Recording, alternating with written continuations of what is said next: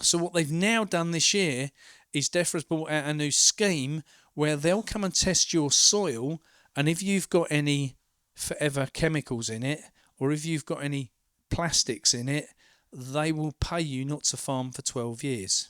I predict that 80% of all farmers what are in farming at the moment won't be there by 2030.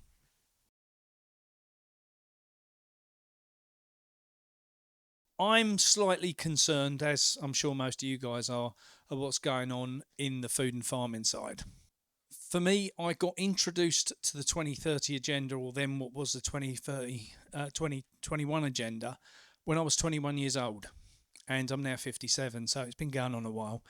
And a friend of mine, Dennis, who I believed was completely barking mad and crazy, I've now come to the conclusion was very awake before I was.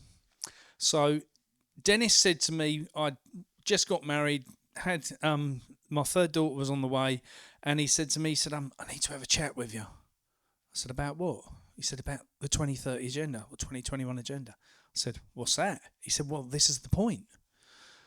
So he, over the course of the next few months, kept sliding me little bits of paper every time he come around to see me and explain a bit more. Now, bear in mind, this was before the internet really came about and before these, mobile phone things, what, everyone has to play with.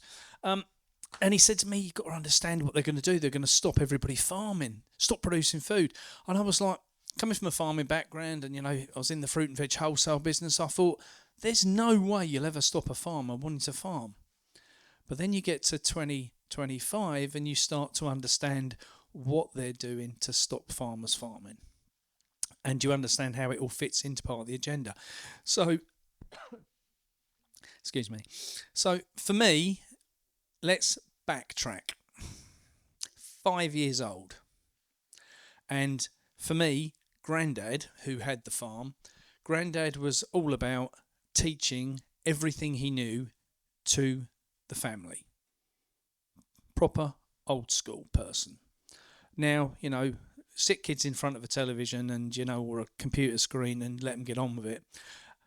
So for me, 5 years old, I was always in Grandad's care because Mum and Dad were always working, and that was my absolute place I wanted to be.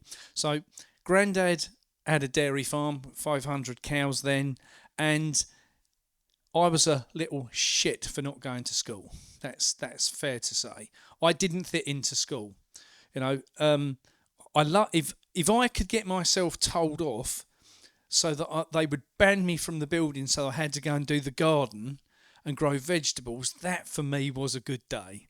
But this particular day, I'd gone to Grandad's and I didn't want to go to school, and I was on. And he said, Kim, you got to go. He said, I'm going to take you at some point. He said, but today's different. He said, I need you to do me a favour. So, Grandad, name it. He said, you know where the picnic field is? Yep, mile down the road. He said, could you take the cow to the picnic field? Of course I can. So he puts me on the shoulders of Daisy, our matriarch cow, and Daisy trots off down the road with Grandad spanking her on the backside with me on her shoulders. And we got all the way to the picnic field, and I was like,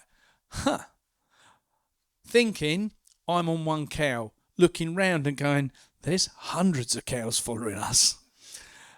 So obviously at 5 years old, health and safety expert, because nothing could possibly go wrong, could it? And I remember now, looking back on it, and as I got to the field, Daisy walked all the way round the field and came back to the gate, and I was like, she's taking a long time to do this. And of course, she was waiting for the other cows to get in the field. I hadn't given any thought to that at 5 years old. She waited for the last one to come through the gate. She nudged the gate with her nose. Gate closed. I jumped the fence and went to school. So for me, my baptism of fire was very young. Grandad was all about, you've got to learn how to do things. You've got to, know how to grow, how to look after seed. That was my next thing. I remember about 5 or 6 years old, and Grandad said to me about magic beans. Now, I thought magic beans was like, I've been told about Jack and the Beanstalks, like, this is going to be exciting. And Grandad explained that magic beans were the ones what you kept at the end of the year. So we were going to plant some seeds, and every time we picked them, we'd take them to Nan, and Nan would turn it into dinner, put them in the freezer, whatever it was. But there would always be the beans what were left on the runner beans to harvest at the end of the year. And I was all excited, and he said, no, the ones have got to be left.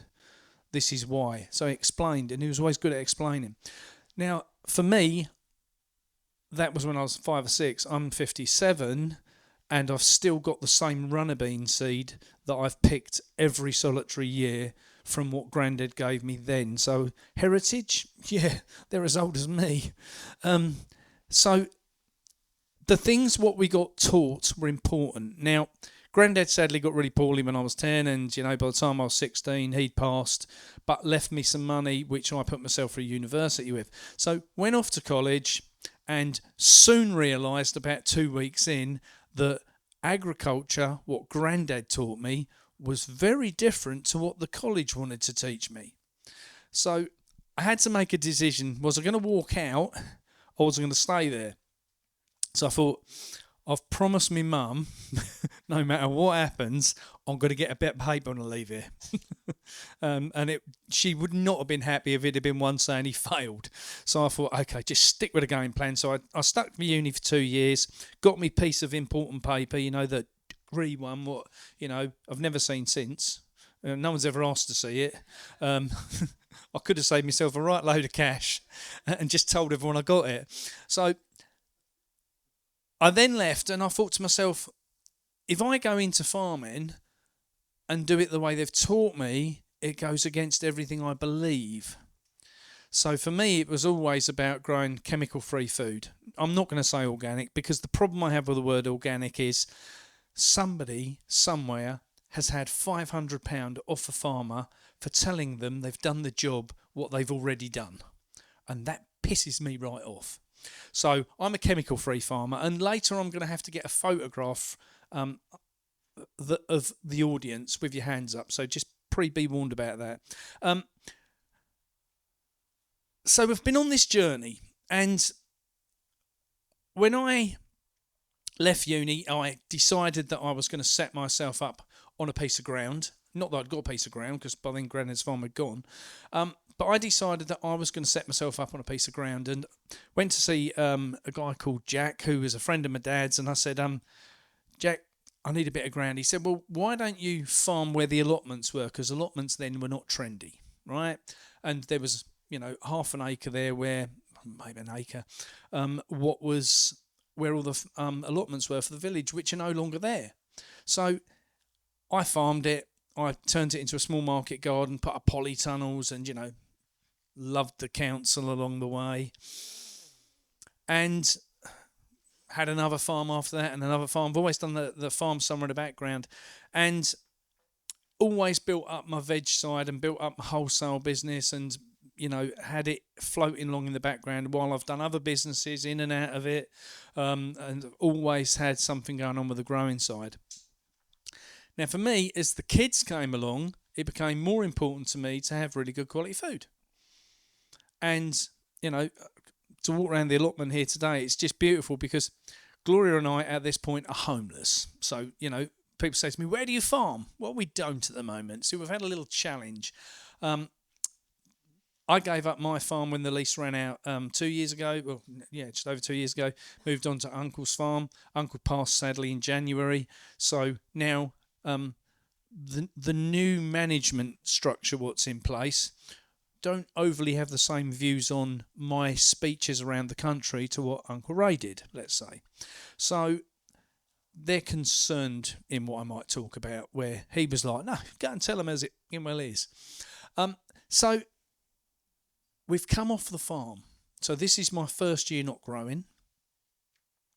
It's been interesting because we've had the tour. We've gone around the country visiting other people's projects, seeing what other people are up to. And that's been enlightening for me, because as we've gone around the country and we've visited different sections of the country, you really start to understand how fecked up our food system is. So we come from East Anglia, Bury St Edmunds and East Anglia. Where we live, most fields are 100, 200 acres. There's no hedgerows. There's the odd tree. The family farm where I originally come from, Granddad's farm, we were a dairy farm. There was another dairy farm, which was the butchers. There was Terry Clements. They had 10,000 pigs. The Duchesnes had 7,000 pigs. The Farrow family had 3,500 pigs. There was other people that had turkeys and chickens and so forth. Now, in the entire village, we have one donkey. And she won't let me eat it. I've tried. But the important thing is, East Anglia is barren. And I mean barren. And when I went to Uncle Ray's, and last year we had the opportunity to put some electroculture in the farm. And for those who don't know about electroculture, this is when you harness the ether energy and you bring it into the ground and use it to feed good energy into your plants. Now, I thought that was all a bit woo-woo. I was like, bless them. We'll let them put it in. They're going to love this place. And Gloria and I had spent a lot of time building up the soil structure and making sure that we could actually, because I'm a fingertip farmer, so I don't use any tractors, nothing. Everything's fingertips. Put the seeds in with your fingertips, pick it with your fingertips, and you'll grow a vast amount of veg in an area if you've got really good nutritionally dense soil. So, and I don't know if you know this, so on a farm in East Anglia, if I take East Anglia as a whole, because that's where I've got most of my knowledge on things, we grow commodity crops. We grow things that are not food. So we grow wheat, barley, sugar beet, oats, maize, rapeseed and so forth. They're not things where you can go to a field and just pick it and eat it. They're not fruit and veg. They're not meat, right? So for me, to end up where we have with the food supply chain is a dangerous position, in my opinion. So everything what's been produced in East Anglia is going into food processing. And processing is important because it's what feeds the supermarkets. It's what feeds the majority of the population, and it's what feeds illness. So for me, I want to come away as far as I can from that. I mean, I've got this one pet hate with supermarkets. I've got one particular supermarket that I love. They're called Every Little Hurts, They're my favourite supermarket to hate, I have to say, because they're the most dangerous one of all of them. And one of the things what pisses me off is when you go in there, they've got one aisle in there what says the healthy food section. And about 80% of all the stuff on it is processed. Oh yeah, but it's made of healthy food. It's processed, right? You go in the fruit and veg section, nothing's got any taste, nothing's got any flavour. There's no nutrients in nothing. Everything's grown hydroponically. Well, they say, oh yeah, but that's the best food you can get. Is it hell's light? Grow it in dirt. You've got to have good quality soil. Now, when I said about putting the electroculture into the farm, they wanted to test our soil structure. So they came along and Andrew said to me, we'll take this, it's £300, we'll take a soil sample, we'll send it to Italy and we'll have it analysed. And they came back and they said, there's good news. I said, what's that? He said, we've got 5% life in your soil. And that's good? He said, well, it's good compared with a lot of the countries. A lot of the country doesn't get anything in it. So I was like, Jesus, this is a bit concerning. So, and where we are, we're on thick, heavy clay. I don't know what the soil's like down here, but we're on thick, heavy clay. So we have a structured system for sowing grain especially, and it works like this. You get a call from Uncle and he says, it's ready. So that means it doesn't matter what you're doing for the next 72 hours, you're going to be ploughing, then you're going to cultivate, then you're going to disc, then you're going to drill, then you're going to roll, and then you're going to pray that in the next 3 weeks it rains so that the grain can grow and come out of the soil before the clay sets solid. Because the minute the crust goes on, you're done. And then it ain't going to go anywhere until it's had some rain on it. So, and that's how it works. So, and when I was at college, they taught us this thing which is the process to get from sowing through to harvesting. And it works like this. So we'll drill, and then as it starts to come up, put some nitrogen on it. So bang, load of nitram on it. But then the weeds start to grow as well. But that's all right. We can put some glyphosate on it. Love a bit of glyphosate. And then as the weeds start to die off, put some more nitrogen on. Then some more glyphosate, some more nitram. And then just before it's due to be harvested, and we've got to get that grain under 15% moisture to get it through the combine, we put twice as much glyphosate on it to kill it completely off, to make sure it will run through the combine. Now, for those who think they're allergic to gluten, I'll bet you're not. I'll bet you're allergic to the protein change in the wheat, because that's what glyphosate does. It changes the protein in the wheat, and your body can't deal with it, so you think you're allergic to it. So, I have an issue with supermarkets, and that's why. Now, as we've travelled around the country, we've seen different things in different places. And the West Country, when we went down there, we went from Glastonbury right down to Land's End.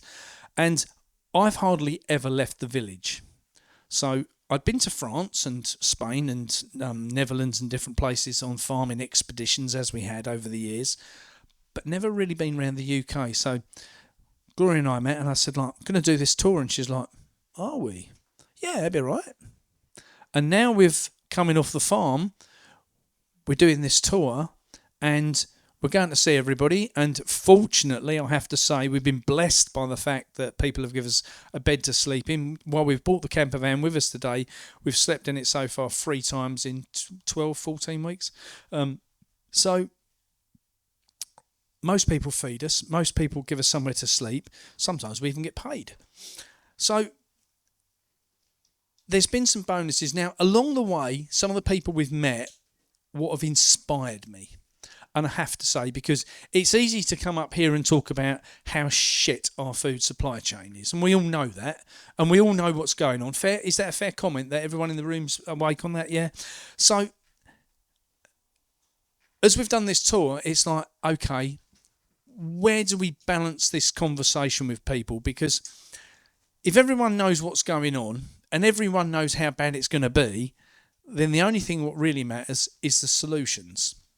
Now, it is my prediction, because I've got 2 predictions on this. One is we have an issue with the current farmers, because they are asleep. 90% of all the farmers we meet have no idea what's going on. I will say they're waking up, because I posted on a Farmers to Action group 6 months ago some chemtrail pictures, and I got my arse read to me. Big time got my arse read to me. And I posted it again a few weeks ago and said, this was at the point when the government announced in the newspapers that we're going to be dimming the sun. What have you been doing for the last 10 years? Playing at it? Come on. So as a result, I posted the picture again. And to my surprise, hundreds of farmers posted their pictures of their sky that day. And I was like, oh, you guys are waking up. The problem we've got is they're going to wake up too late.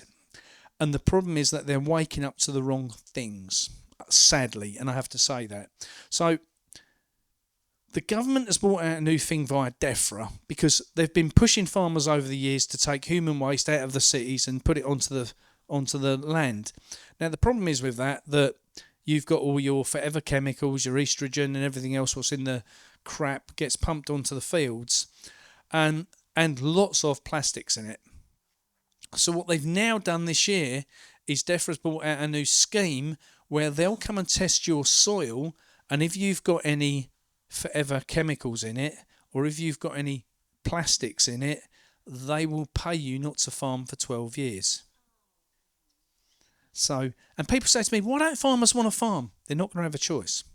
They are not going to have a choice. They're backing them into such corners.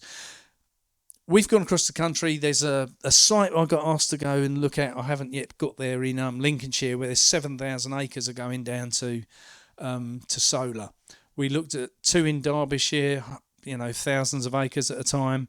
the most beautiful, beautiful valleys, what they are just destroying.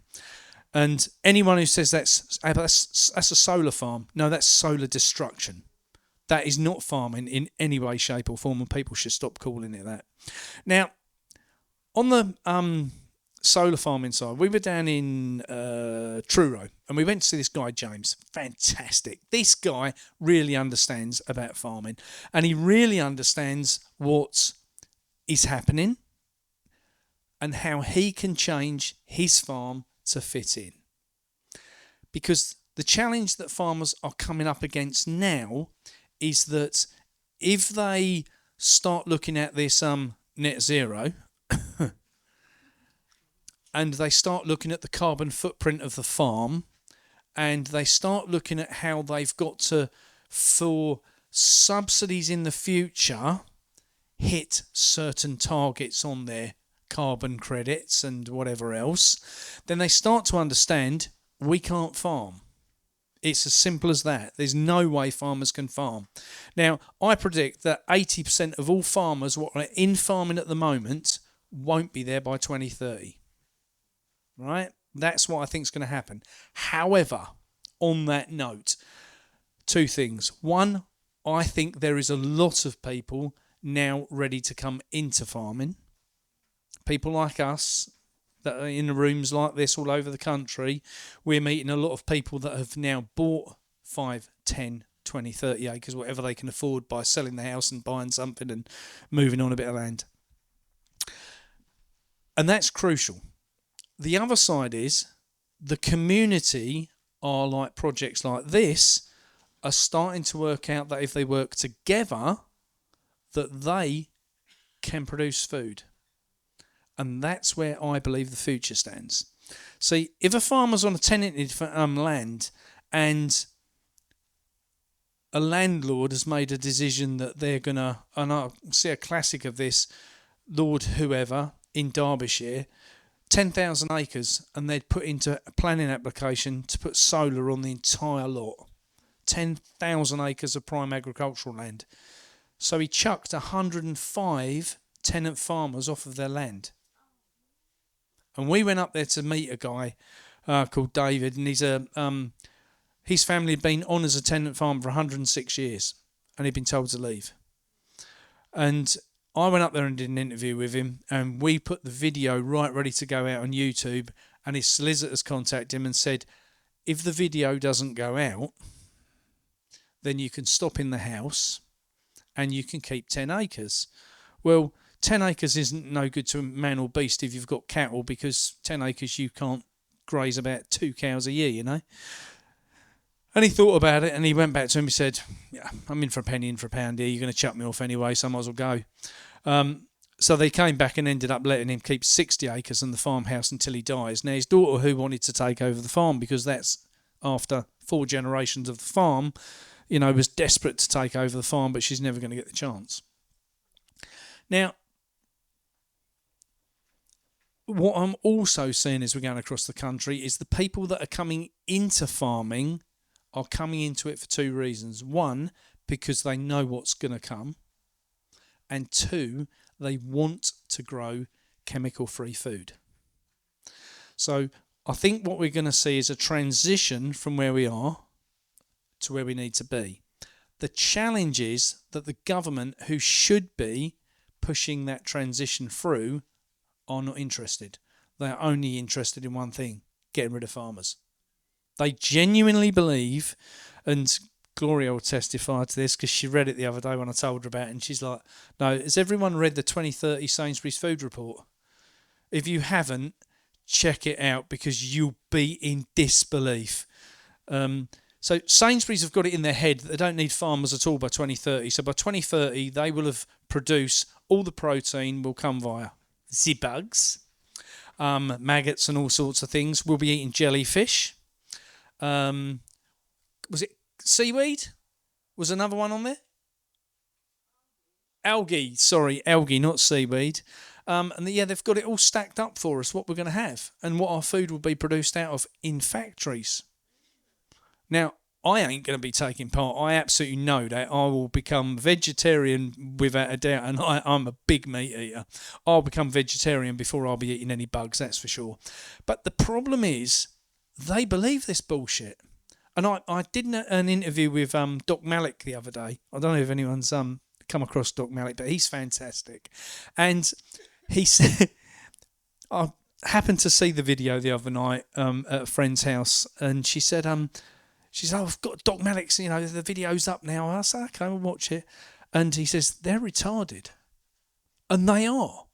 I know that's a word what people don't like these days, but these people are fucking retarded. There's no two ways about it, because anyone who believes that we can live on this planet without animals and without the aid of growing vegetables in ground ain't right. And I just genuinely, it worries me how these people have got to where they are, for one thing, and the two, that we've allowed them to get there. And that's the scary thing. Do you know what? In DEFRA, most of the people at the top have never stepped foot on a farm.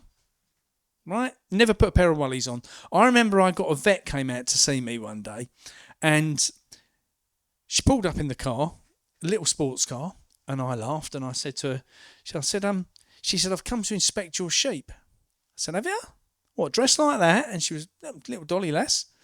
And I said, what, like that? She says, yeah. I said, you got some wellies? And she pulled out the wellies in the little drawstring bag. And I said to her, have you ever worn them? She said, well, no. She said, well, to be honest, she's never been on a farm before. She's a town girl, went to university, she's got a degree. I should have asked her for the paperwork, shouldn't I? And she'd got a degree, and she was then coming out to a farm to tell me what I should be doing with my animals. And I was like, yeah, right, this is going to go down well. Now, a classic example of this, right? When I was on my other farm, I had this lovely neighbour, and she was lovely, right? And her best friend was a local MP. Another one of her best friends was the head of the council, and another one was the head of DEFRA, and another one was the head of... So every week I had an inspection from somebody because she wanted to buy the land I was on. Now, the classic of this was that one day I had a phone call, and the guy says to me, it's the DEFRA vet here. He said, I've come to inspect your sheep. I said, all right, are you there? Because I'm not. He said, I am. I said, well, look, jump the gate, turn right and head up to the orchard, and the sheep are all in there. I'll be there in 20 minutes. He said, right, I'll see you then. He said, I've had a load of complaints. I said, all right, okay. So I get to the gate, and the RSPCA vet pulls up. He says, I'm looking for Mark. I said, you found him? He said, he said, I've had a complaint. I said, don't tell me about my sheep. He said, yeah. And we were lambing at the time. So I said, over the gate, up there. I said, and you'll find the DEFRA vet up there. With that, trading standards vets pulled up. And it's like, he said, don't tell me. It's about the sheep, isn't it? The woman went, well, yeah, how'd you know? Educated guess. RSPCA and DEFRA are up there. So, said, you going to join us? Nope. I know there's nothing wrong with my sheep. I don't need to join you. I walked down to the caravan and made a cup of tea. I said, I'll be there when you come down. Now, these people do not like the fact that you might challenge them, and they do not like the fact that you might call them out on anything. So, DEFRA vet comes down, RSPCA vet comes down, Trading Standards vet comes down. I said, so how did we get on? And they looked at each other and they said, well, this has been called in that there's an issue. I said, what was the issue? Well, that the sheep are not being looked after. And how were they? Well, I said, the guy said, well, every sheep is numbered 1 to 70, and we'd have 70A, 70B, 70C for each sheep in accordance. The lambs for them would have an A, B or C and their mum's number on them. Everyone was in a separate pen. Everyone had bedding, food, water, everything else. Didn't find nothing wrong. No. And they went to walk off. I went, no. Come back. I said, each one of you, if you come, has to write a report, don't you? Well, yeah. Excellent. Can I get a copy of the report before you go? What do you mean?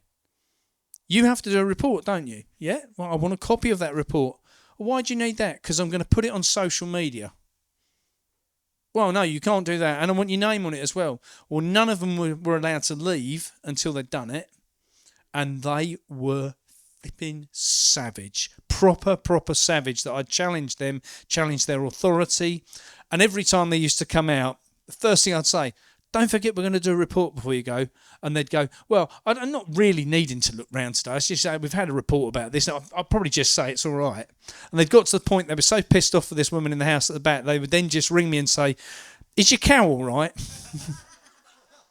She's fine. Why? Neighbour complained. People don't call these people out enough. And that's one of the problems we have. And the Sovereign Project, I interviewed a guy called Pete Stone. I don't know if any of you have come across the Sovereign Project. And Pete's been looking at how you can put an allodial title to a piece of land so that you physically do own the land. And once you own the land, then you can tell the rest of them to do one. So I interviewed Pete, and several farmers contacted me and said, how does that work then? I said, well, I don't really understand it. I said, what I do understand is we've got to find solutions. And does anyone know a lady called Catherine McBean? So Catherine is lovely. Toots, I call her. She loves it. And Catherine set up a thing called Guard the Gate.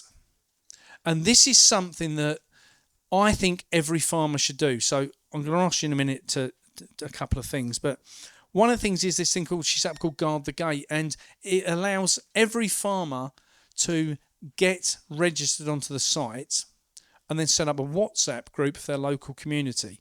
So if, for instance, the DEFRA comes knocking on the door, you just bang out a WhatsApp message to everybody to say, please, can you come to the farm?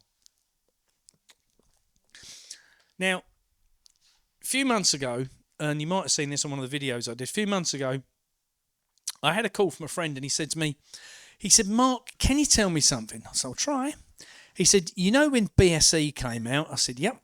He said, I was one of the marksmen, as you know, on the team what dealt with the cows. I said, yep. He said, why would DEFRA ring me and ask me, do I still hold all my gun licences? Do I still have guns, and would I be prepared to go back on the team? I said, well, that sounds to me like, he said, I know what it sounds like. He said, now you know what I know, do something with it. So I thought about it, and I thought, I rang Gareth Wynne-Jones and Tim from Pro Farming, and I said, I've just had this information. So I think we need to do a video and get it out. And we shared it out. We had millions of views on it, and it stopped DEFRA dead. Absolutely stopped them dead. Now, the next day, I had 2 messages from people on YouTube saying, Mark, watched your video, just for your knowledge. Both said the same thing. I import wood into the country, and we've been stockpiling wood to burn the cattle at DEFRA's request. Now, I predict this winter we are going to have an outbreak of, so I'll predict it now and call it out for what it's worth. We're going to have an outbreak of bird flu. We're going to have an outbreak of TB and whatever else bullshit line they want to throw at us for the animals, because it's imperative for them that everyone talks about the 2030 agenda.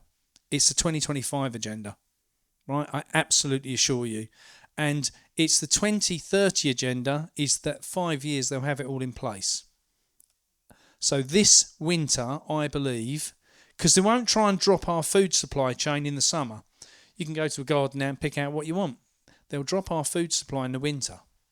Now, when the pandemic started, this was the best time of my life. I kid you not. I had a farm shop that took £100 a day. And we delivered vegetable boxes, and we delivered 10 per week. 2 weeks later, we were taking £15,000 a day in the farm shop and selling 400 boxes of vegetables a day. Sooner they bring a pandemic back, the better. That's what I reckon, because it never made 1 ounce of difference to my life. Not 1 ounce. I know a lot of people bought into it. My mum used to come to the farm to feed the animals to get away from my dad, because my dad bless him, love him to bits, but my dad spent his entire adult life working for the authorities. He's a systems man. The minute the government said there was a problem, he said to me, don't you come in my house without a mask on. Don't you come in my house till you've had any jabs. So 7 o'clock the next morning, I've rocked up at the house, made myself a cup of tea, sat down, no mask. And he said, I told you. I said, yeah, and I know I had my arguments with him and he had his tears and tantrums. And I said, have you died yet? Well, no. But it's so deadly, you surely you're going to die. No. Every solitary one of my family, and without exception, I've got one cousin, Paul, who's a lot younger than me. He was the only member of my entire family that wasn't jabbed. I pleaded with my kids, pleaded with my parents. Evil times. Now, the thing is, I'm sure there was various different injections given, and I'm sure that some people had saline, some people had this. I think they were trialling to see how we all reacted to things. One of the things I will tell you is that when the pandemic started, because I was in the fruit and veg wholesale trade, I could get stuff in from Holland at 36 hours notice. I could order it and have it delivered on my doorstep from their farms within 36 hours. Now you can't get it in the country inside 2 weeks. If you look on the government's website, the government will tell you that 60% of the food we eat, we produce in this country. Right? That is a lie, because they haven't updated it for 3 years purposely. So what's happening is each year it's been brought down and down and down and down. And the land, as a result, is disappearing as well.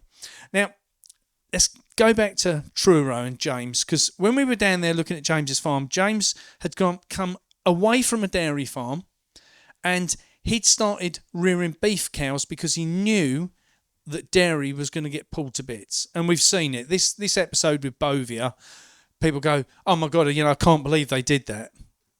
Really? That was 100% planned. They knew exactly what they were doing to release that information. They knew exactly what it was going to do to the industry, and they did not care. If you control the milk industry, which Arla controls 72%, I think, and you look at it and you go, why would they desecrate that industry? They don't care, because they control the oat milk, they control the bloody almond milk, they control the coconut milk. You have that or you don't have it. They don't care. They'll just sell you something else. I don't know if you've ever tried to milk an almond, but I'll tell you that is difficult. Now, we went down to see James, and James said, look, this is what I'm doing. And we were talking about the grass lays, what they've put in, because I hate DEFRA and their absolute uselessness to support farmers. However, and I will say however, because 3 things. One, the herbal lays that they're getting farmers to put in now is designed for a purpose. And it's designed to get the carbon capture, good old net zero, to carbon capture the carbon deeper into the soil. So what they do is, rather than us planting clover or grass, which has a 2-inch root bearing, they now put plantain in it as well, and different things that have a 10-inch root structure. So the root structure, when it's going down, is forcing the soil apart. So where soil is compact, especially if you've had a lot of animals on fields, it starts to break up the ground. The carbon's lower. Carbon being lower is great, because at the end of the day, when I went to school, carbon was the gas of life. And how we ever got to the point of telling our grandkids that it's a dangerous gas and we're all going to die as a result of having it on the planet. And I mean, Gloria, first talk Gloria ever came out with me to see, we went to a pub in Ipswich in Suffolk, and there was a Green councillor there. And I love Green councillors, right? And there was a room of, I don't know, but probably an audience about the size of this. And this councillor had only come for one reason, and that was because I was a right-wing, fascist, racist person, and he wanted to come and talk to me, right? Yeah, he was definitely... And he came, and I started doing my speech, and he started picking at things I said. And I thought, well, I've got 2 choices here. I can either retaliate or keep my mouth shut. And I thought, I'm just going to get on with the speech. And as the speech went on, the audience read him a new arse. It was fantastic. Every time he said something, the audience said, well, actually, that's not the case. You know, how much carbon dioxide's in the atmosphere? 0.04%. And he said, no, it's higher than that. And they're like, and the whole audience is like, no, it's not. That's on the government website. Go do your own research. And he'd got an electric car outside and he wanted to promote the fact that EVs were the way forward, and they ripped him about that. And it was just comical. But the only reason he'd come was to have that round with me. I was like, you sad individual. Please do sit down with me. We went to another one, and this was, you know, you get these little rewards in life. We went to do one in Needham Market in Suffolk, and there was a big audience. Richard Vobes was with us, and there was a table of farmers sat to my right, and one of the guys in there kept having an argument with me about net zero. And I'd also got Rachel. Do you know Rachel from Colchester Council Watch? Yeah. And Rachel's lovely, and she'd booked a ticket and hadn't told me she was coming. And I see her name come up on the ticket list, and I was like, I rang her, I said, don't even contemplate coming to this without doing a talk about net zero. So she came and did the talk, and this farmer sat there arguing the toss. And in the end, I said to him, look, do you want your money back? Do you want to go? Well, no, you know, I need to get to the end of this, and you lot are wrong, rah, rah, rah. Oh, okay. So, and there was another family sat the other side, a dad, a mum, and a son. And this is my pierce the resistance of going out to do all my talks. And if every other talk achieved nothing, this one was the one what really made me smile. So throughout the evening, the dad had shook his head, and I'd said, is there any farmers in the room? And he'd put his hand up, and I said, questioned things along the way, and he kept shaking his head, and, you know, there's no way I'm going to believe this, rah, rah, rah. Anyway, at the end of the night, he came across and spoke to me, and he said, thanks very much, you spoke at least a little bit of sense, and walked off. Gloria and I were in Ipswich at the Harvest Festival, August last year. And this lad comes up and speaks to me, and he says, I don't know if you remember me. I said, you was at Needham Market with your mum and dad. And he went, yeah. He said, shall I tell you something? I went, go on. He said, my dad was so riled when he left that meeting that night with you because you'd spoke nothing but bollocks. I said, all right. He said he spent the next 4 days researching everything you told him and come back to the conclusion. He came and sat at the dining room table and said, he's actually telling the truth. And as a result, he put part of the farm into a trust, 1,000 acres of it. He'd given it to his son to farm. The son's put the hedgerows back in. He's set up a farm shop. He's growing vegetables on the farm. And every time it comes up on Facebook, I've just got to share it, you know. And he said, I just got to thank you so much. He said, because we'd forgot about farming. They just forgot about farming. And they sit on thousands of acres of land. And the problem is that farmers are the hardest working people you'll ever meet, right? Unfortunately, and I do mean this, unfortunately, a lot of them think nowadays that everything's got to be done from the cab of a tractor. And whilst you can produce a lot of stuff from the cab of a tractor, there is nothing like getting your hands in the soil. And as a result of farming from tractors, you have to do things in certain ways, and that normally ends up that's nitrogen, glyphosate, nitrogen, glyphosate. And that's the world they're stuck in. And this is what I say when we come back to this transition, what needs to happen. Now, what I see is, as we roll forward, community projects will take precedence. I have to say that. And it's important, because I don't think if 80% of our farmers are gone, they're not going to supply what we want or need. The new people coming into the system, we was in Thetford, our very first speech before of the tour, and a guy, Paul, came and saw me, and he said, I just bought some land. I said, have you? Well done. How much have you bought? He said, 80 acres. He said, I sold a house in London. He said, and I bought some land in Lincolnshire. I said, cool. I said, what are you going to grow? He went, I don't know. What do you mean you don't know? He said, I don't know what I'm going to grow. He said, I don't know anything about growing anything. He said, but I've got the land. He said, and they're not making any more of that. we're losing land at a very fast rate. As we've gone across the country, the solar farming is a major issue. Pretty flowers in fields are a major issue. But what I will say on this is, we all know that bees are dying and there's no insects, right? All agreed on that? Okay, let me tell you differently. I did a video last year about bees and said, it's desecrated the industry, there's no bees, no honey, rah, rah, rah. And a mate of mine, Zach, who used to farm bees on my farm, says to me, he says, Ram, he said, I just watched your video. I said, oh no, it's bad, isn't it? He went, no. He said, you're deluded. I said, I'm not. Everyone's talking about it. He said, no. He said, let me tell you about bees. He said, have you ever heard of something called the bee line? Yep. He said, you know what it means? Well, I kind of guess it means the direction of bee flies. He said, when you open a hive in the summer, the first bee what comes out is the scout, and it goes out looking for food systems.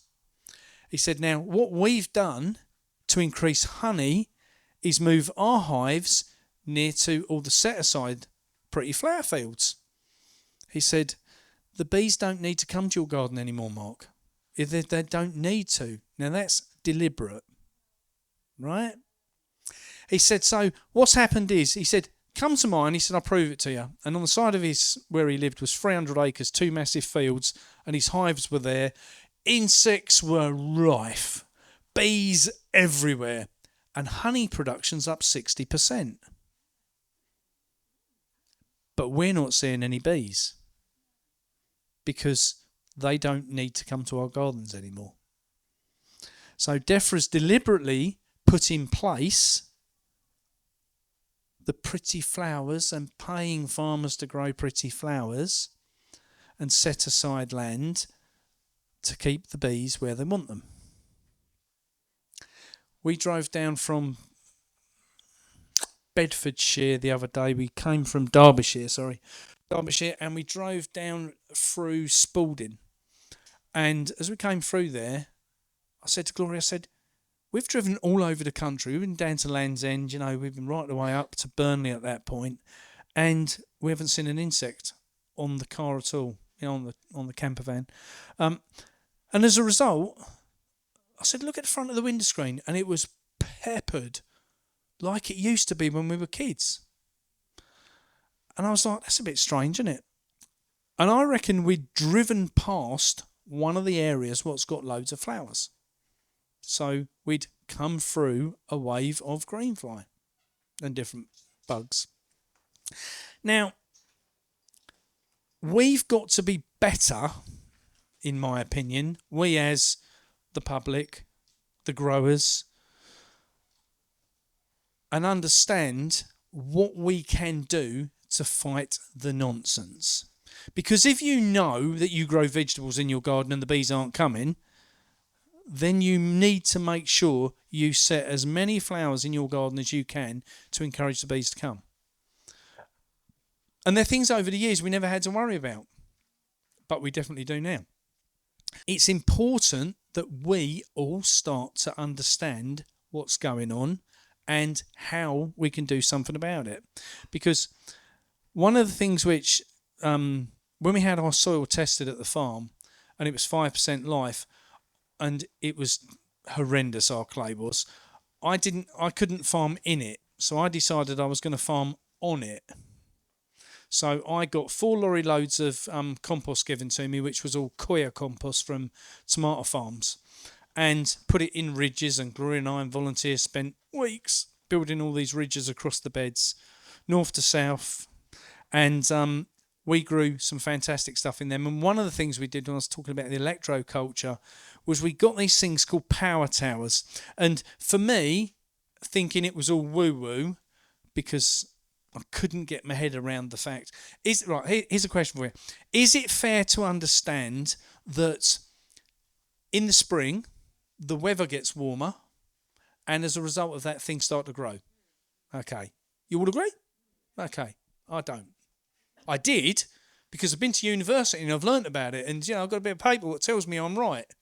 However, Here's the thing. So they came out, and Francesco came out and he doused the site. And I don't know if you guys come across Francesco and Andrew, you've got to get them down here for a talk, I tell you, because you will love these guys. Francesco is a mad Italian scientist.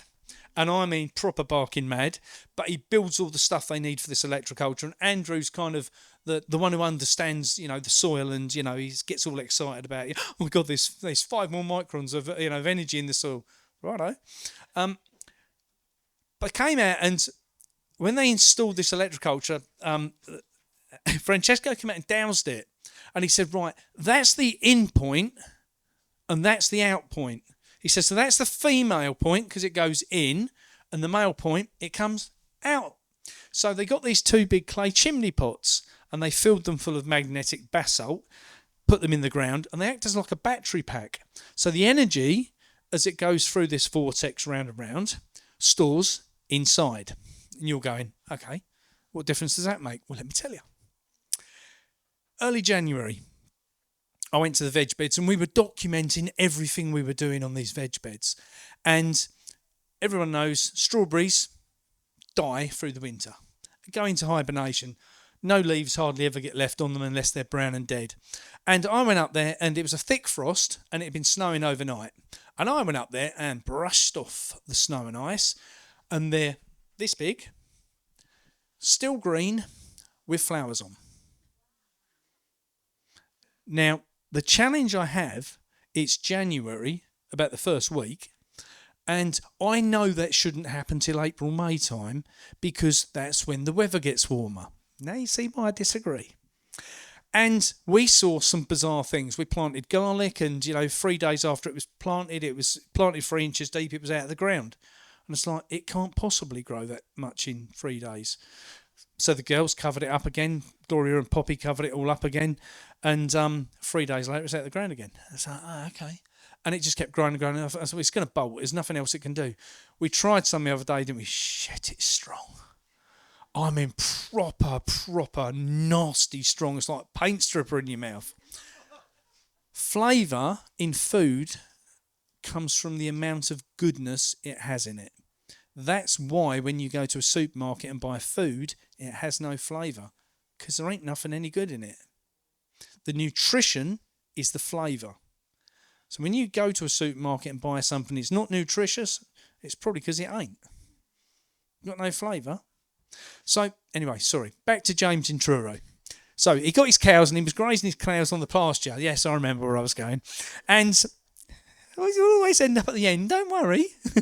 And one of the things he's doing now is he's breeding chickens in movable houses that graze along on the grass behind the cows. So cows eat it down to 6 inches, and they crap everywhere. And the chickens then go over it, and they take it down to 2 inches and pull all the muck about and scrap it all about. And they obviously then eat the bugs and so forth and dig about at the ground. And it fertilises and neutralises and puts the nitrogen back in the ground. Now, if we're not going to use nitram, what farmers use, and that's comes in a 1 ton bag, and that's now got to about £800 or £900 a sack, right? Used to be £150, £200 a sack, up till about 2020. It's got expensive, so now farmers can't use it, and they're being pushed not to use it. And we're being told as farmers that we are the problem with all the crap in the water. Oh yeah, that's runoff from the farms. That's bollocks. Total and utter bollocks. The problem is all the crap that they're pumping in to people is coming out in the water. One of the things James was talking about is solar panels. And I said to him, oh, I know you got some solar panels over there, James. And he went, they're not mine. Thank God. I said, what do you mean? He said, well, they were supposed to be on that field over there. That field over there is mine, but we needed permission to get the cables back to the national grid off the farmer next door. And when the national grid went to see him, he said, you don't want to put them on there, you want to put them on my field. He said, and this was a Chinese investment company. They went bankrupt.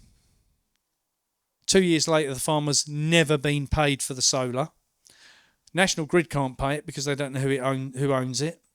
The farmer's now got 200 acres of his farm taken up and no income. Can't uninstall it because it's live. Do you know how much it costs to uninstall solar? £1 million an acre. £1 million an acre. Now, my reckoning is they've allowed the public to believe that solar's the way forward, right? I say reopen, get as much coal as you can into Drax. It's as simple as that. We've got as much coal as we want. Lots of people are not a Thatcher fan, right? But I don't know if anyone's ever read her book, but there's a point in it where she says, at some point in the future, you'll thank me for shutting the mines when there's nothing else left to have. And it was poignant with me. I was like, oh, what does she mean by that? What did she know that we didn't know then? Now, all this solar farming's great, but as James said, not going to happen. Right, now, my reckoning is this. 20 years' time, they'll uninstall all this solar, and the ground won't be no good for agriculture. So what are they going to do with it? It'll become brown belt because it's contaminated, and then we can build on it. Now, if you've given a farmer, I don't know, £20,000 an acre, let's say, and you can turn that into £500,000 an acre 20 years later. And let's face it, we all know these banks and big corporations, they play the long game. They're not like us struggling day to day. They're way down the road. And that's what I think this is about. This is a land grab of magnitude that we've never seen before. And we can challenge certain things, but the problem we have is that we don't. En masse. Has anyone ever written to their local MP? Did you get the result you were looking for? Did you get a reply?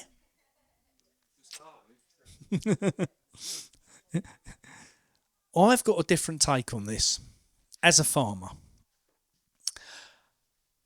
What would happen if you guys wrote to all the local farmers and said, is there anything that you produce that we could buy direct from you to support you in your business? We'd obviously like to pay cash because cash is king. And the fact that, we'd really like to support chemical-free grown food. Is there anything you could produce in the future for me and my friends? Right? Now, farmers don't get a lot of post, I can assure you. Not many people write. MP gets probably 1,000 letters a day, 1,000 complaints a day. A farmer don't get anyone write to them. So if you're a farmer and you get someone write, you're going to go, huh? Imagine if they had 10 people write to them, 20 people write to them, the whole village wrote to them. They would start to think about farming very differently. This is on us, right? People said to me when Trump got into power, and I posted a post on social media and I said, maybe we should become the 51st state. Ooh, did I get in trouble? Well, I think we still might. Just bear that in mind. Just remember, Mark said that. So, if we've got to take control of this situation, what can we do about it? We can grow our own stuff. Whether that's on a windowsill, on the patio, on an allotment, on a project. Is there anyone what lives locally that doesn't come and help on the allotment here? Is there anybody that could come and help on the allotment here? See, it's imperative that we have to put a new supply chain in place. And I work a lot with the Good Food Project up in Scotland, and the Good Food Project, anyone come across them? There's leaflets at the back for them. They send all sorts of organic stuff out via post. And Gloria and I have been the last 3 days down in Gerrard's Cross with the girls who run Organity as well. And they work on a slightly different system. They get a group of local people together as a hub. And then 20 or 30 of you order at a time, and you order it on their website. They deliver it into here, and they're about the community. They get everyone to come to the same point to pick it up, a village hall, someone's house, whatever, and the community gets together. awakened community predominantly that comes together and they sit down and have a cup of tea together, talk about what's going on, and they collect their food while they're there and they spend a couple of hours there. And that system works really well for them. I love their system because it's community based. And they can tap into that local growers. So the local growers are like you guys might say, oh, we could set up a hub here, but this week we're going to be able to pull beetroot and this, and that goes into the boxes and the girls pay the venue for it. And I just think it works brilliantly. Now, conclusions have to come from us about what comes next. See, as we've toured the country, and one of the things which I've been conscious of is our food system and the structure what we sit in is corrupt, is broken, is useless, and doesn't deliver us as an awakened community what we want. I want chemical-free food. I want to buy direct from farmers. So I want to ask a question and I want to show of hands, okay?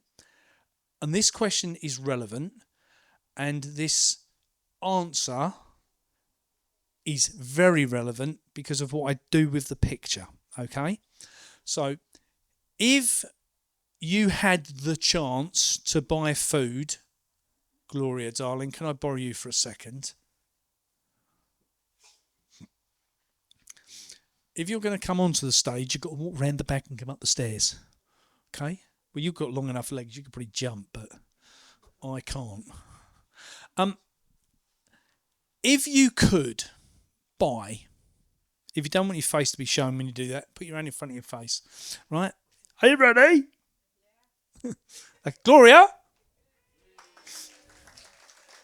So, if you could buy chemical-free food direct from a farmer, whether direct is from the farm gate, from a farm box scheme, from a food hub, whatever it might be. If you could buy chemical-free food direct from a farmer, would you? Can I have a show of hands, please? Okay. All good? Thank you. Now, every day we do a speech, every week, whatever it might be, we get that picture. Everywhere we've travelled around the country, we get the same damn answer. We've spoken in front of over 10,000 people now. Surely, at some point, the farmers have to say, huh. Now, what I do with the picture is I put it on social media and I put it on all of the WhatsApp groups and all the Facebook groups that farmers are on. And I say, we were in X, Y, Z, A, B, C, S, T, U, V, X, and whatever it might be. And the public wants chemical-free food delivered direct from a farmer. And when I did it the first couple of times, all the farmers would say to me, they would go, what's your point? What are you trying to prove? You're not being clever. Now, they go, oh, great job, Mark. You know, where else are you going to speak?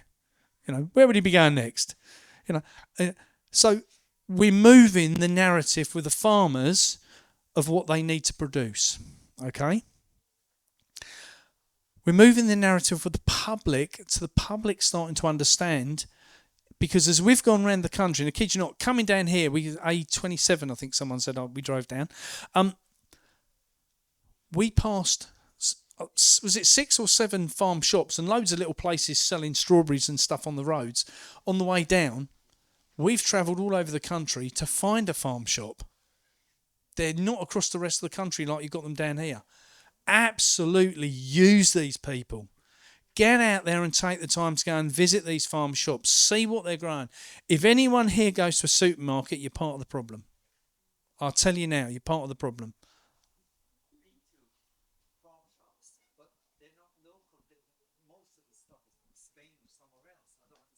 It's a common factor. Do you know what the problem is? The farmers genuinely believe the solution is not growing food. And the reason I say is, right, just give you an example. In East Anglia, we produce 4.2 tonne of wheat per acre. Okay? 4.2 tonne. after we've paid for the seed, the chemicals, and the wages and the fuel and everything else, how much do you reckon we end up with? We grow 4.2 tonne an acre. It's worth 160 to 162 pound a tonne, and we grow 4.2 tonne an acre. The profit is 160 pound, 40 pound per tonne. 40 pound per tonne per acre, and 4 tonne per acre, 160 pound. I can grow organic veg and make it come to 30,000 pound an acre. And when I say to farmers, you're growing the wrong thing, they can't get it. They've been so programmed by the chemical companies, by DEFRA, by the government, by everything, the bank and everything. I've got to have this big equipment. I've got to borrow more money. I've got to grow more stuff. I've got to take on more land. No, you haven't. Call it all back in. Stop spending money with a bank. Stop buying new tractors at, fucking £600,000 or £700,000 a piece. Do you know how much a new combine is now? The new John Deere combine this year is £1.2 million. To earn £40 a tonne? Are you serious? How many millions of tonnes have you got to produce? It's nonsense. The food structure, what we've got in place, doesn't work. So we've got to put something new in place. And that is where I think we come into play. Because any less drain we put on the existing system, it starts to crumble anyway, because it's reliant on money. And we control the money. They don't. Every one of us has to go to work to pay bills. We all accept that. All right, some of us might not pay a lot of those bills because we now think we're really clever and understand how the law works, and we can go, actually, I won't be paying that council tax. Thank you very much. But that allows you, and people say to me, oh, I can't afford to shop in farm shops. Really? What are you spending your money on? Well, by the time I pay the council tax, oh, well, that's the one. Let's start with that. Oh, I've got to pay the water rates. That's two. I've got a TV licence. No, you don't want that. So we're all in control of this, and we are the future of what's going to come, because and I do believe there is going to be a massive culling of the population. I hate to say that, but we're going to lose a lot of people in the next 5 years. And for those who aren't really aware of the 2030 agenda, go back, revisit it, and start to understand what depopulation means, because that's coming. And that's not about fear factor, that's about reality. Understand what they're going to do and work out how you fit within that. What preps have you got in place? If anyone hasn't got food preps in place, you're in trouble. Get some food preps in place. Make sure you've got the appropriate seeds in place for the future. Make sure you know where your water's coming from. Make sure you're dealing with the things you need to deal with, because it's all coming. 2030 is 5 years away, and I think it's going to hit well before then. They're bringing new armies into the country, and that's going to be an issue. Did you hear Starmer's stance the other day? This big new talk he did about we're going to put a new army together and we're going to go to war with Russia. What a cock! Honestly, does anyone believe that we could even if Europe backed us and America backed us, we could even go and even tap on the freaking door and make a difference? Jesus, what a moron! And he's in charge. And you got to ask, guys. I remember putting on Facebook the next morning after the election. I said, go on then, admit it. Who voted for him? Do you know not one person on my Facebook, 33,000 people on my Facebook, not one person said they voted Labour? Any questions? Otherwise I'm going home. How about renting a bit of land off a farmer so you can live on and maybe help them out as well? I think that's what I'm deeming as community projects. I think it's imperative that people get back on the land. I think it's imperative that people start to understand, especially through things like the Sovereign Project, where I spent 10 years arguing with the council about the right to be on land, lost in a court, and only wish I had have known then what I know now, because I would have never gone to court to allow them to tell me I couldn't be there anyway. I just wouldn't have even engaged with them. So I think it is important that people do start to talk to farmers. See, I think what's going to happen is the farmers that are there at the moment on these big estates, what have got tens of thousands of acres, and they're gifted out onto different people renting land. A lot of those farmers are going to come out of it because they can't see a way forward, and that's when the land's going to come available for the likes of you and I to rent a bit. So yeah. It's not in a trust, and they can take it off anyway. Take it anyway, can't they? If it's not in a trust. Yeah, but most of these big landowners, their land's been in trust for hundreds of years. So. Anybody else over here? Oh, I feel like Anna Grice. Hi, thanks for the talk. It's fantastic. Clarkson's Farm is one of the biggest things that ordinary people have seen around. What's your take on it? I love Jeremy Clarkson. I thought he was a complete pillock when he did cars, right? But what he has achieved for farming in 3 series is more than Countryfile has achieved in 20 years, or however long it's been running, including Emmerdale Farm and everything else, and Procrastination Street and Dead Enders and whatever it might be. I think the guy has been very clever in... He's used his money and stuck it where his mouth is. And his last series, especially Farming the Unfarmable, was brilliant, because that's one of the things that farmers don't look at, because they're all about, I've got 1,000 acres, I need to farm 1,000 acres, and if I farm 1,000 acres, I'll earn £40,000. But you spent £700,000 on a new tractor. Yeah, but I've earned £40,000. You just can't reason with them. And I think what he's proved to farmers is that we know where we are. We're not earning any money. The problem is that food is worth more than they're getting for it.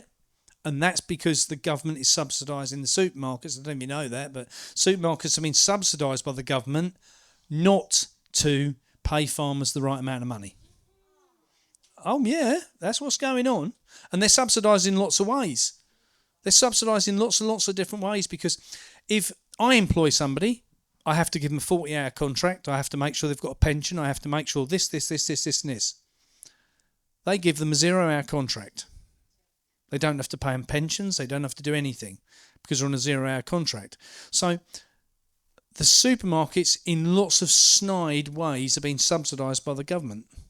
That's why Tesco's earn £6.4 billion a year and the farmers don't get paid properly. If they were worried about their farmers, the farmers would get paid properly, because they can't say there's not enough money in the till when you're earning 6.4 billion, right? So that it all becomes relevant. Any other questions? Great talk. We have a local supermarket called Jemson's. It's a family-owned one. I know it's gone into connection with Morrison's, which used to be owned by. But would that be okay? Because I'm just thinking of the number of people. If we all tried to go to farm, shops, and suddenly they've run out of food, and then people go, oh, they've run out of food. So, is there a ranking? Would you say, as I say, they are a family-owned supermarket, and they do have local farmers things in there, like Betts Farm, and and you can see clearly that they are. But I think you've got to do what's right for you. What I will say, I'll just tell you a funny story while we're on this section, because a friend of mine rang me one day, and I've always ran my traditional fruit and veg wholesale company, so not organic, traditional food, right? And my mate, I used to deliver my mate a box of veg each week, and he said to me, mate, just to let you know, he said, I'm going to convert over to organic food. He said, I'm going to go to Waitrose and buy some this weekend, so I don't need a veg box delivery. I said, no problem. I said, do me a favour, because I've got a nitrate tester, right? A nitrate tester. I've got a prong on it, you stick it in, you can test how much nitrate's in something. So I said to him, do me a favour, will you buy 10 things in organic and 10 things on the traditional side? So he got a bunch of carrots organic, bunch of carrots. 90% of all the organic had more nitrate in it than the other stuff did. right? Now, there's a reason for that, I think, and supermarkets cannot buy what they need in this country. So they import it. Who's the biggest exporter worldwide of organic fruit? China. China, by far the biggest exporter of food.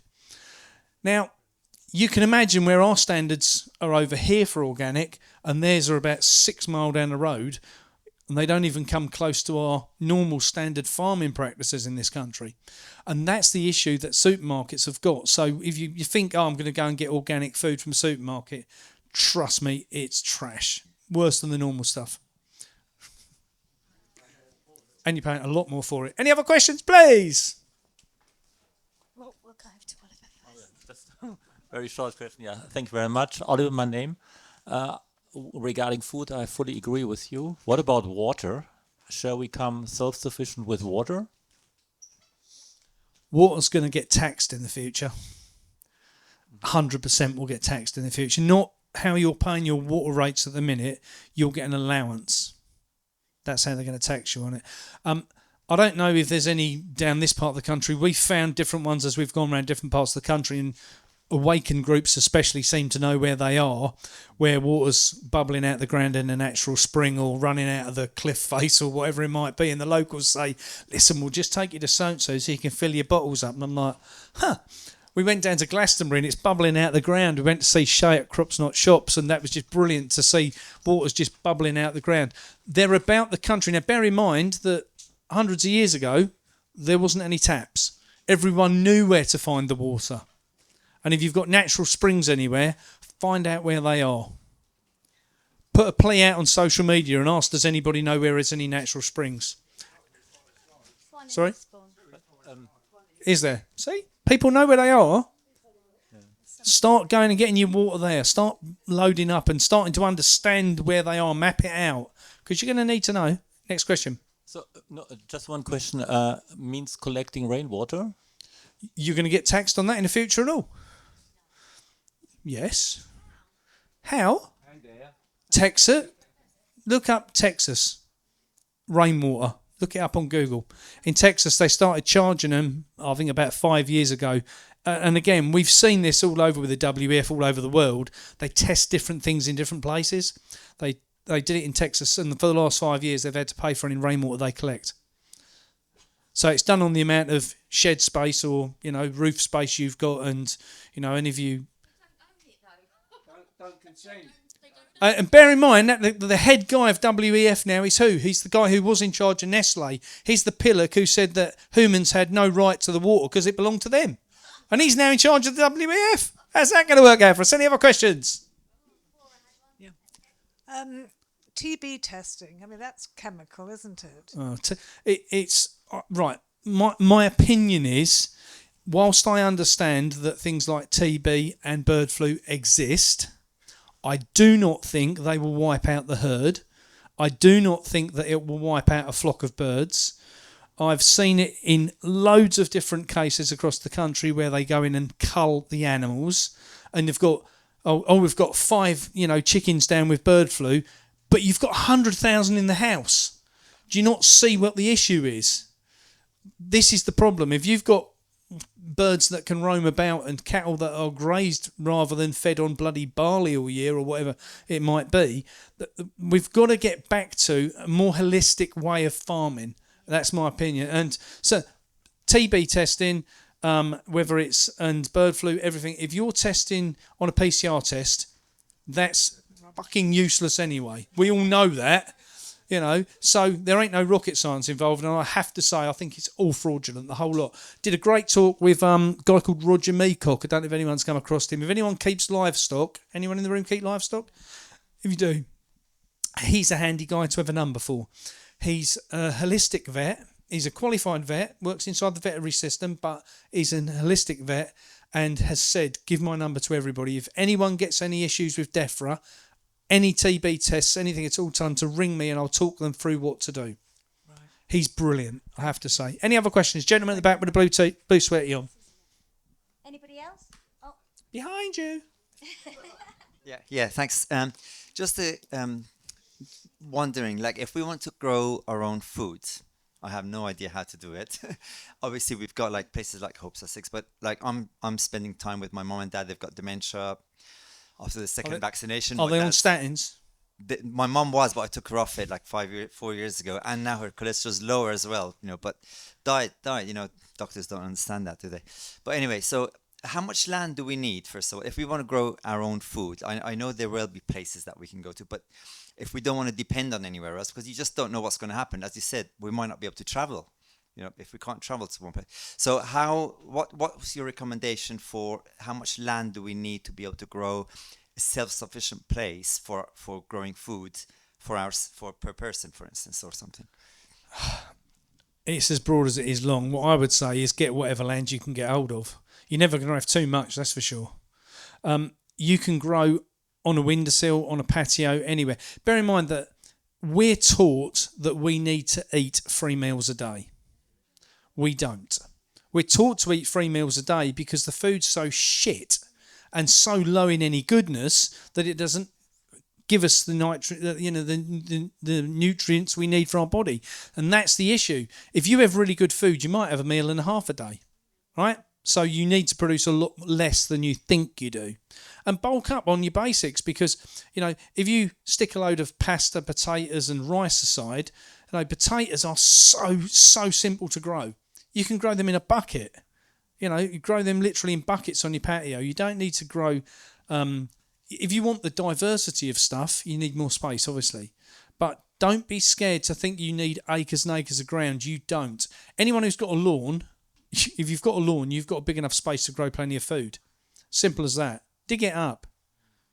I you drive through housing estates and you think, Jesus, where we live, they've just put a new housing estate in and they're like chicken coops. I kid you not, they're like chicken coops. It's unbelievable. Everyone's got a garden about that big. It's like, poor bastards. They're in trouble. Anyway, any other questions? Yes, Mark, we are here at Hope Sussex. We're growing vegetables and things for the community. We always need more help. So if there's anybody here who does want to get involved in the community, please make yourself known. We always do need more help. One of the things we really want to do here is to buy in, create a food hub here for our, awakened community around here. Can you suggest any ways in which we can start the process of doing that? I have tried to reach out to farms like raw milk, trying to buy raw milk from Hook and Son in Hailsham. They really price themselves out. They wouldn't do us a deal. We had been buying it in from another farm. So we're trying to find quantity and quality that we can provide and create that food hub here. It was one of the the whole points of starting Hope was to create a space for education, for health, for food, and for community to come together. And it's one of the things that I've spoken with Juliet and Mel from the Garden Group about this. We just really need some help of where to go first. Who do we approach? Farmers aren't very approachable, and they don't make themselves known. So it's very hard to know where to go. And we obviously want to bypass the farm shops. Yeah. Okay. You need to speak with Nata Organity because whilst they are building a business out of what they're doing, they're not interested in overly selling stuff. That's not what they're about. They are about putting a structure in place that supports community groups. So you buy locally what you grow locally, what you can, you buy locally what you can, and what you can't get, what you want, you can get through them. So what they're doing is they're setting up farmers all over the country that are shipping stuff into them. That's getting shipped in the boxes. So if you say this week we don't need A, B, C and D, because you can list that on as the hub, you can list that on the website as you've got that locally, right? So then the system knows that anything what's coming in local is already with you. So you add it to the boxes when it gets this end. And that's what I love about their system. It's so community based. It's not about them selling stuff. That's the byproduct of the end result is to get the customers what they want. But because organity.co.uk. And again, Good Food Project. Good Food Project are in the process at the moment of now, because they're up in Perth in Scotland, they're now looking to set up central distribution points to work more locally with people like yourselves who want to set up a hub. So that's what I would do because I've tried and I couldn't make it work. I just couldn't, especially in East Anglia, because no damn farmers growing anything, So that would be my first port of call, to be honest. Do something like like that. They've got a quite good, unique little system. I mean, we've visited loads of these across the country. Crops Not Shops. I don't know if you've been down to see Shay down at Glastonbury, anybody, but theirs is brilliant. They've got a great growing space down there this year. It's absolutely. We was down there and helped put the new beds in, and that's fascinating to see what they're up to. They work on a system where they grow for the people who live on the farm first. That's foremost their priority. After that, anything else what they've got goes to supply to people in the local community that can't provide for themselves. So single parents, for instance, or old people, whatever. And then anything what's left gets sold to raise money for the farm. And I love that because it tips commercialism and capitalism on its arse. So, okay, any other questions? If not, thank you very much.